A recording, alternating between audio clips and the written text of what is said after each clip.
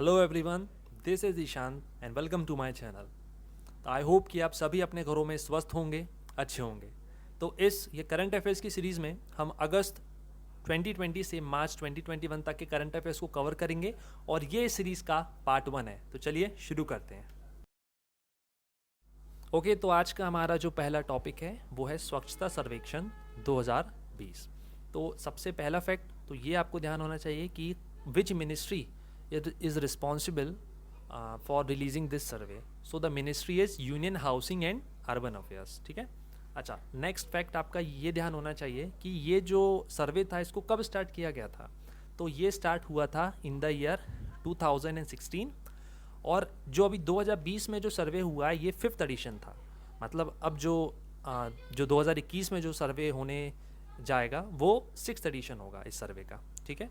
अच्छा, इस सर्वे को हम ठीक है 3 कैटेगरीज में रखते हैं। तो जो पहली कैटेगरी है वो है लेस देन 1 लाख, दूसरी कैटेगरी है बिटवीन 1 to 10 लाख और जो तीसरी कैटेगरी है वो है मोर देन 10 लाख। तो यदि हम 1 लाख से कम वाली पॉपुलेशन के बेस में देखें तो महाराष्ट्र का एक ज़िला है, ठीक है, जिसका नाम है कराद। तो this city is declared to be the cleanest city of Maharashtra, है ना, अंडर 1 लाख। ये आपको बात ध्यान रखना है, 1 लाख से कम पॉपुलेशन वाले में इस सिटी को पहला स्थान मिला है। सेकंड जो है आपका वो कैटेगरी है बिटवीन 1 to 10 लाख। सो 1 से 10 लाख के बीच ये पॉपुलेशन वाला जो जिला है उसका नाम है अंबिकापुर। अच्छा, अंबिकापुर ये कहाँ पर है? ठीक है, मध्य प्रदेश का पड़ोसी यानी कि छत्तीसगढ़ में ये एक जिला है अंबिकापुर, जिसको क्लीनेस्ट डिस्ट्रिक्ट का दर्जा प्राप्त हुआ है अंडर दी स्वच्छता सर्वेक्षण 2020। फिर तीसरा इंदौर। अच्छा, इंदौर को ठीक है 4th ये कंसेक्यूटिव ये मतलब लगातार 4 साल से इंदौर अपनी फर्स्ट पोजीशन को सस्टेन करता हुआ आ रहा है। 2020 में भी इसे फर्स्ट रैंक मिला है इन the category of more than 10 lakh. Okay. अच्छा, कुछ और भी हम यहाँ पे देख लेते हैं कैटेगरीज। तो यहाँ पे है Varanasi declared as best Ganga town. ठीक है, तो आप सभी जानते होंगे जो वाराणसी है ये ठीक है गंगा नदी के किनारे स्थित है और यदि हम बात करें तो लगभग 46 गंगा टाउन्स हैं जिसमें से पहला रैंक वाराणसी को मिला है। ठीक है। नेक्स्ट यदि हम कैटेगरी देखें तो छत्तीसगढ़ को बोला गया है as a cleanest state of India in the category more than 100 local bodies, sorry urban local bodies. तो 100 अर्बन लोकल बॉडीज़ से ज़्यादा वाली जो कैटेगरी में जो स्टेट है हमारा छत्तीसगढ़, इसको बोला गया है एज क्लीनेस्ट स्टेट। ठीक है। फिर नेक्स्ट जो स्टेट है वो है हमारा Jharkhand. This is declared as cleanest state in the category less than 100 urban local bodies. तो ये दो चीज़ आपको ध्यान रखना है, बिल्कुल भी कन्फ्यूजन नहीं रखना है। यदि 100 अर्बन लोकल बॉडीज़ से ज़्यादा वाली कैटेगरी की बात हो तो हमारा ऑप्शन होगा छत्तीसगढ़। 100 अर्बन लोकल बॉडीज़ से यदि ये ठीक है कम वाली कैटेगरी के बात हो तो हमारा ऑप्शन होगा झारखंड। ओके, तो चलिए आगे बढ़ते हैं। ओके, तो अब हम पढ़ते हैं जीआई टैग्स के बारे में। तो जीआई टैग मतलब होता है ज्योग्राफिकल इंडिकेशंस। ठीक है, तो ये जीआई टैग्स क्यों दिए जाते हैं? तो जब भी कोई एक स्पेसिफिक रीजन में हमें जब भी कोई यूनिक प्रोडक्ट मिलता है, अब वो यूनिक प्रोडक्ट हमारा या तो हो सकता है कोई भी एक पेंटिंग हो सकती है, कोई भी एक प्रिंट फॉर्म हो सकता है, एनिमल हो सकता है, या तो कोई भी एक एग्रीकल्चरल प्रोडक्ट हो सकता है। तो क्योंकि ये सारी चीज़ें यूनिक हैं तो उन यूनिक चीज़ों को हम एक टैग देते हैं, जिस टैग को हम बोलते हैं जीआई टैग, है ना। तो जो झारखंड में सबसे जो कहते पहला टैग मिला है इन द ईयर 2020 उसका नाम है सौराई खोवर पेंटिंग। तो ये एक तरीके की पेंटिंग है जिसको ठीक है दीवारों में की जाती है, यहाँ आप देख सकते हैं। फिर नेक्स्ट है तेलिया रुमाल ऑफ तेलंगाना। तो बेसिकली ये एक प्रिंट फॉर्म है जिसको ठीक है साड़ियों में किया जाता है और ये फेमस है कहाँ के लिए? तेलंगाना के लिए। उसके बाद हम बात करें थांजावर नेटी works and Arumbavur wood carvings, और ये दोनों ही हम ये देखें ना तो ये बेसिकली वुड जो लकड़ी है उसको कहते काट के उसको ठीक है कार्व करके फिनिश्ड प्रोडक्ट में कन्वर्ट किया जाता है और इन्हीं के ही नाम है ठीक है Netti works and Arumbavur wood carvings which are famous of Tamil Nadu. Okay okay, तो चलिए बात करते हैं हम मिशन सागर के बारे में। तो इस पेंडेमिक में भारत ने एक हेल्पिंग नेचर भी दिखाया है 5 आइलैंड कंट्रीज़ के साथ। ये 5 आइलैंड कंट्रीज़ हैं कोमोरोस, मैडागास्कर, सेशल्स, मॉरिशियस और मालदीव्स। ठीक है, तो इस मिशन में भारत ने इन कंट्रीज़ तक फूड असिस्टेंस, मेडिकल असिस्टेंट की हेल्प की है। और इस पूरे मिशन में जो इंडियन नेवल शिप केसरी है उसको डिप्लॉय किया गया था। अच्छा, ये जो हम इस मिशन के बारे में बात करें जिसको ठीक है 10 मई 2020 को स्टार्ट किया गया था, ये फेज़ 1 के बारे में बात हो रही है।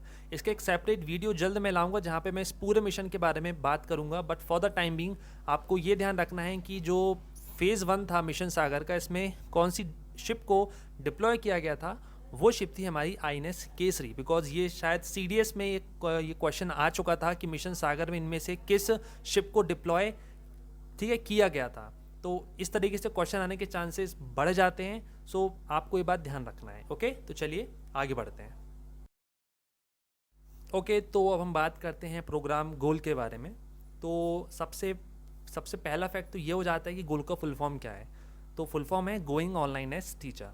ठीक है, अच्छा, नेक्स्ट फैक्ट यहाँ से ये बनता है कि ठीक है किस मिनिस्ट्री ने इस प्रोग्राम को लॉन्च किया। तो मिनिस्ट्री ऑफ जो ट्राइबल अफेयर है, इस मिनिस्ट्री ने इस प्रोग्राम को स्टार्ट किया। अच्छा, यदि मैं मिनिस्ट्री ऑफ ट्राइबल अफेयर्स की मिनिस्टर की बात करूं तो उनका नाम है श्री ठीक है अर्जुन मुंडा। तो ये नाम आपको ध्यान रखना है, जो कि इस मिनिस्ट्री के मिनिस्टर हैं। अच्छा, ऑब्जेक्टिव क्या है? So the primary objective of this program is to make the tribal youth digitally independent so that they can support their family. मतलब हम उन्हें डिजिटली इतना ट्रेन कर दें कि ये एटलीस्ट एम्प्लॉयमेंट के लिए एलिजिबल हो। ठीक है, तो ये बेसिकली इस प्रोग्राम का प्राइमरी ऑब्जेक्टिव है। राइट, चलो आगे बढ़ते हैं। ओके, तो विद्यादान 2.0। तो विद्यादान से ही आपको समझ में आ रहा होगा कि विद्या को दान करना। लेकिन विद्या को दान हम कैसे करेंगे? स्कूल तो बंद हैं, ये कॉलेजेस भी बंद हैं, ऑफलाइन क्लासेस नहीं लग रही हैं। तो हम इस प्रोग्राम से हम स्टूडेंट्स तक ई लर्निंग कंटेंट पहुंचाएंगे वाया डिजिटली। ओके, तो ये इस एंटायर प्रोग्राम का एक मेजर ऑब्जेक्टिव है। ठीक है, तो सबसे पहले तो हम देखें अबाउट दिस प्रोग्राम। तो ये एक नेशनल प्रोग्राम है जिसे ministry of human resource and development ने ठीक है स्टार्ट किया है। अच्छा, इसके जो मिनिस्टर हैं वो हैं श्री रमेश पोखरियाल निशंक, जो कि एजुकेशन मिनिस्टर भी हैं। अच्छा, इस प्रोग्राम को एक प्लेटफॉर्म में लॉन्च किया गया है, उस प्लेटफॉर्म का नाम है दीक्षा। तो ये जानना भी ज़रूरी हो जाता है कि दीक्षा क्या है। So Diksha stands for digital infrastructure for knowledge and sharing. ठीक है, तो इस प्लेटफॉर्म में जो विद्यादान 2.0 है इसे लॉन्च किया गया है। तो दीक्षा जो एक प्लेटफॉर्म है, इसको लॉन्च कब किया गया था? तो वो डेट आपको ध्यान रखनी है, वो डेट है 5 सितंबर 2017। ओके, तो जैसे कि मैंने आपको पहले बताया इस नेशनल प्रोग्राम के ऑब्जेक्टिव के बारे में कि to provide e learning content, जिससे ज़्यादा से ज़्यादा बच्चों तक जो कंटेंट पहुंच पाए और जिससे उनकी स्टडी भी ब्रेक ना हो। Okay, so let's move forward. Okay, now coming to the next portal which is called champions portal, जिसे micro small and medium enterprises ministry ने लॉन्च किया था। वो डेट आपको ध्यान रखनी है, वो डेट है 1 जून 2020। अच्छा, ऑब्जेक्टिव क्या था इस पोर्टल को लॉन्च करने का? So the objective was to empower all the MSMEs at international level, कि जितनी भी MSMEs इंडिया की हैं उनका इंटरनेशनल लेवल तक उनकी पहचान हो। तो ये बेसिकली इसका एक मेजर ऑब्जेक्टिव था। अच्छा, फुल फॉर्म क्या है चैम्पियंस का? तो it stands for creation and harmonious application of modern processes for increasing the output and national strength. So this is the full form of this portal champions. ठीक है, अच्छा, अब हम बात करते हैं अंजीखात ब्रिज के बारे में, जो कि न्यूज़ में था और अभी भी है। अच्छा, क्यों है? Because this is world's highest cable wire railway bridge, जो कि जम्मू कश्मीर में जो रिवर है, ठीक है, चेनाब रिवर, उसके ऊपर बनाया जा रहा है और ये दुनिया का हाईएस्ट केबल वायर ब्रिज है। अच्छा, ठीक है, तो यहाँ पे केबल वायर ब्रिज बनाने की क्यों ज़रूरत पड़ी? बिकॉज जो आप जानते हैं कि जम्मू कश्मीर में हमारी एक रेंज आती है, उस रेंज को हम बोलते हैं, ठीक है, पीर पंजाल रेंज। तो ये जो ब्रिज है उसी रेंज में, इसी माउंटेन रेंज में बनाया जा रहा है। But because of the topography, जो नॉर्मल ब्रिज का कंस्ट्रक्शन होता है, जो कि नॉर्मली आर्क फॉर्म में होते हैं, वो बनाना इस कंडीशन में एक तरीके का, ठीक है, इम्पॉसिबल था। So the idea of developing this cable via bridge was suitable. So that's why यहाँ पे instead of making normal arch bridge, यहाँ पे, ठीक है, केबल वाया ब्रिज का डेवलपमेंट किया जा रहा है। और इस पूरे ब्रिज को बनाने का जो जिम्मा किसने उठाया है, वो है कोंकण रेलवे कॉरपोरेशन लिमिटेड, जो कि 2022 तक इस ब्रिज को बना के, ठीक है, हमारे सामने रख देगा। तो टिल 2022 ये ब्रिज पूरा बन के हमारे सामने होगा। अच्छा, क्योंकि ये दुनिया का सबसे हाईएस्ट ब्रिज है, हाईएस्ट केबल वाया ब्रिज है, तो उसकी हाइट हमें याद होना ज़रूरी है। वो हाइट है 196 मीटर, यानी 196 मीटर, और लेंथ इसकी है 473.25 मीटर। अच्छा, यहाँ पर एक और ब्रिज के बारे में आपको बताना चाहूँगा, वो है, ठीक है, Chenab bridge, but that is world's highest railway bridge. अब वो ब्रिज हमारा नॉर्मल आर्क फॉर्म में है, ठीक है, बट उसके बारे में अपन बाद में बात करेंगे। तो आपको कन्फ्यूजन नहीं रखना है। यदि बात होती है world highest cable wire bridge के बारे में, रेलवे ब्रिज के बारे में, तो हमारा ऑप्शन जाएगा अंजी खाद ब्रिज, जिसकी हाइट 196 मीटर है। ठीक है, चलो अब आगे बढ़ते हैं। Now next is the blue flag honour. तो आप देख सकते हैं बाजू में ये इस तरीके का एक ऑनर है, और ये ऑनर दिया जाता है ब्रिटेन गवर्नमेंट के द्वारा, ठीक है। और ये अवार्ड मिला है नूर इनायत खान को, जो कि इंडियन ओरिजिन की हैं, और ये फर्स्ट फीमेल इंडियन लेडी हैं जिन्हें इस ऑनर से सम्मानित किया गया है। अच्छा, इन्हें ऑनर दिया गया है, लेकिन क्यों दिया गया है? सो ड्यूरिंग वर्ल्ड वॉर 2 जो नूर इनायत खान थी, इन्होंने for British army as a spy काम किया था, और इनकी बहादुरी के लिए उन्हें ये अवार्ड दिया गया है। और ये अवार्ड जहाँ पे ये पहले रहा करती थी, बिकॉज अभी तो ये हमारे बीच नहीं है, तो उनके घर के जो डोर है वहाँ पे इस अवार्ड को रखा गया है, just to give her honour. Okay, now next is the new prime minister of Japan. तो हम सभी को पता है कि जो शिंजो आबे ने इस्तीफा दे चुके थे, और उनकी जगह योशिहिदे सुगा, जो कि अब सक्सेसर माने जा रहे हैं जापान के, उनको अपॉइंट किया गया है as a prime minister of Japan. तो रूलिंग पार्टी जो है जापान की, लिबरल डेमोक्रेटिक पार्टी, एलडीपी जिसे हम शॉर्ट फॉर्म में बोलते हैं, इस पार्टी ने योशिहिदे सुगा का नाम अनाउंस किया था। तो यदि स्टैटिक जीके के बारे में बात करें अबाउट जापान, तो जो जापान की जो पार्लियामेंट है ना, उसका नाम है डाइट। जापान की जो करेंसी है, इसका नाम है येन, और जो लार्जेस्ट आइलैंड है ऑफ जापान, उसका नाम है होन्शू। तो हम सभी को पता है कि जो जापान है ये, ठीक है, होन्शू, होकेडू, क्योशू और शिकोकू, इन आइलैंड्स में ये जो कंट्री है ये आती है। तो इन सभी आइलैंड्स में जो सबसे बड़ा आइलैंड है उसका नाम है होन्शू। ठीक है, चलो अब आगे बढ़ते हैं। नाउ यूनियन गवर्नमेंट ने एक मिशन, कर्मयोगी नाम का एक जो स्कीम है चालू की थी, और इस मिशन में जनरली क्या होगा, जो एंटायर जो सिविल सर्वेंट्स हैं उनकी ये क्वालिटी को एक तरीके से इम्प्रूव करना है, जिससे वो ज़्यादा इमेजिनेटिव हो पाएँ, कंस्ट्रक्टिव हो पाएँ, एनर्जेटिक हो पाएँ, और सेल्फ कॉन्फिडेंट हो पाएँ। तो इसको देखते हुए ये एक मिशन स्टार्ट किया गया था, जिसका नाम है मिशन ये कर्मयोगी। ठीक है, चलो, तो अभी तक हमारे पास सिर्फ एक ही लॉन्चिंग पोर्ट था। जितनी भी जो सैटेलाइट अभी तक हमने लॉन्च की हैं, वो हमने श्रीहरिकोटा लॉन्चिंग पोर्ट से की हैं, लेकिन अब हमारे पास एक दूसरा रॉकेट लॉन्चिंग पोर्ट भी है, जिसे यहाँ पे एक जगह है थूथुकुडी नाम की एक डिस्ट्रिक्ट है, किस स्टेट में, ठीक है, ये तमिलनाडु स्टेट में।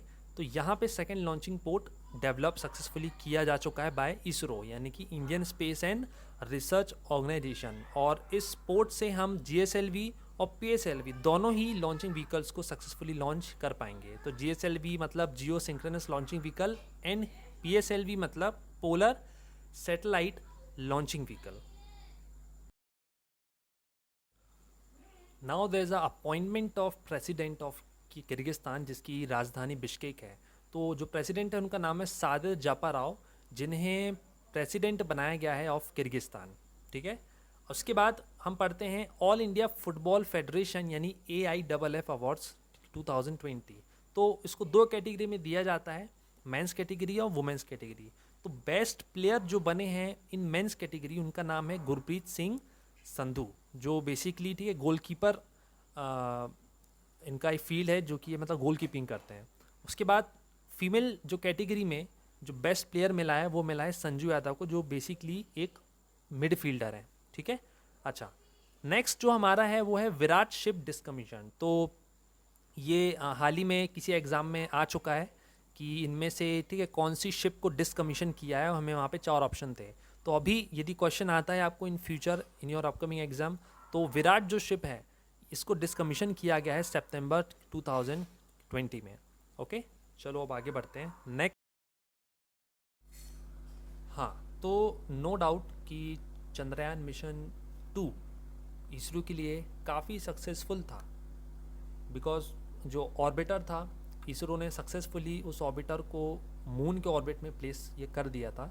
लेकिन जो विक्रम लैंडर था ये जो चांद की सतह है उस तक नहीं पहुंच पाया था। सॉफ्ट लैंडिंग की हम एक्सपेक्टेशन कर रहे थे, but due to some communication problem it was fail to make it soft landing. But ISRO ने फिर से अपनी उसी एनर्जी को रीगेन किया है, और 2022 में हम जल्द ही चंद्रयान मिशन 3 को देखेंगे। तो GSLV Mark 3 जो कि लॉन्चिंग व्हीकल है, जियो सिंक्रोनस लॉन्चिंग व्हीकल, ये एक कैप्सूल को ले जाएगा जो towards the south pole of the lunar orbit, right. तो I hope for the best कि जल्दी हमें इस मिशन से जुड़ी अच्छी खबर मिले। Okay, so this is all about of this part 1 and part 2 will be uploaded soon. So हमसे जुड़े रहने के लिए हमारी रेगुलर अपडेट्स आप तक पहुंचती रहें, इसलिए आज हमारे चैनल को सब्सक्राइब करिए, लाइक करिए, शेयर करिए, और stay healthy, stay safe, stay positive. जय हिंद।